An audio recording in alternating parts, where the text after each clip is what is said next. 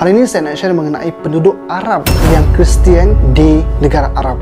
Menjadi persoalan, apakah ada orang asli ataupun orang yang memang original Arab menjadi Kristian? Mereka memakai jubah tapi beragama Kristian. Adakah ada orang sebegini di negara-negara Arab yang majoritinya adalah orang Arab yang beragama Islam? Assalamualaikum warahmatullahi wabarakatuh. Yang belum subscribe, saya Hashim. Yang dah subscribe, terima kasih. Hari ini saya nak share asal-usul orang Arab tapi Kristian. Kita kena lihat dulu sejarah Timur Tengah 2000 tahun yang lalu, di mana ketika Nabi Isa AS dilahirkan di Bethlehem, Palestin.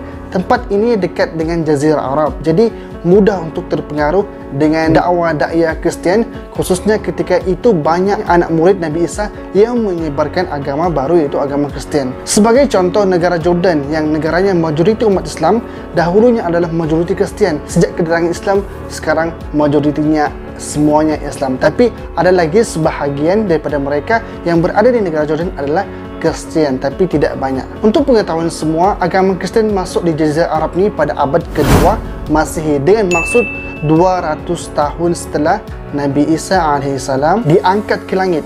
Pada ketika itu di Jazirah Arab ada 3 agama yang dianuti oleh orang Arab pada ketika itu. Yang pertama adalah agama Yahudi.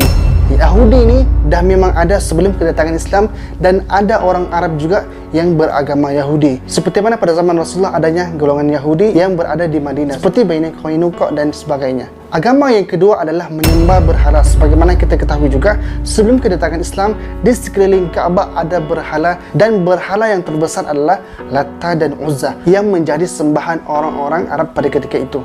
Dan agama yang ketiga yang diamalkan di Jazirah Arab ialah Kristian. Dan antara suku yang beragama Kristian ialah Bani Taqlib, Bani Rabi'ah, Bani Wa'il dan beberapa lagi suku. Selain itu juga di Madinah ada juga suku yang beragama Kristian, dan mereka suka dan betul-betul mengamalkan sehingga menggelarkan diri mereka sebagai Al-Maryamin, orang yang menyembah Maryam. Tapi agama ini tidak berkembang dengan pesat kerana ditolak oleh agama Kristian sebab bercanggah dengan Kristian sendiri. Adapun di Mesir terdapat juga Kristian sejak era Romawi yang dipanggil sebagai Koptik Ortodoks, dan terdapat gereja sampai sekarang yang terletak di kota Iskandaria. Jadi agama Kristian memang telah wujud sebelum agama Islam. Bagaimana pula keadaan orang Kristian sekarang di Arab pada ketika ini? Secara asasnya, setiap kesatuan negara Arab sekarang telah ada komuniti orang Kristian, kecuali Arab Saudi dan beberapa negara Arab. Dan komuniti Arab Kristian terbesar adalah di Mesir. Mereka hidup bermuamalah dan berjiran dengan orang Islam, dan anggaran jumlah orang Arab di Mesir sekitar dalam 15 juta ataupun lebih. Dan mereka menyanyi dan mengamalkan Kristian dengan menggunakan bahasa Arab.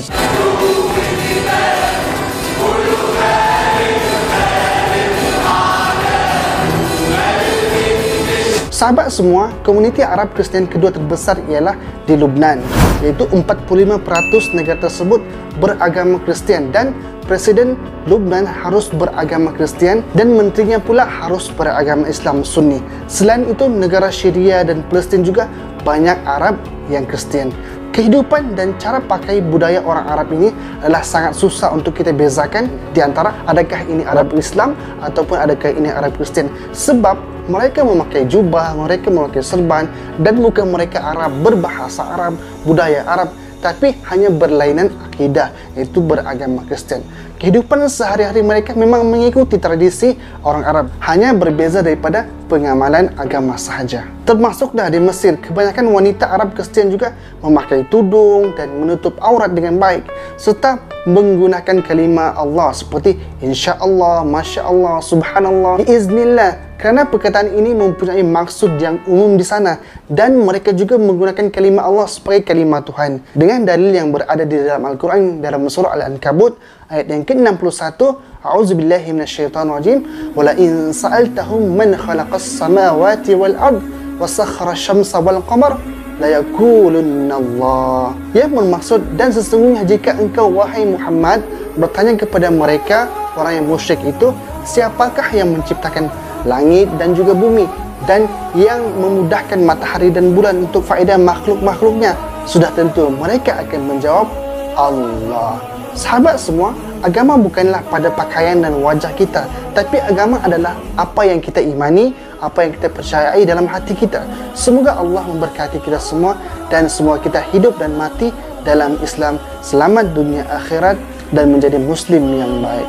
Jadi cukup sekedar itu saja. Assalamualaikum warahmatullahi wabarakatuh.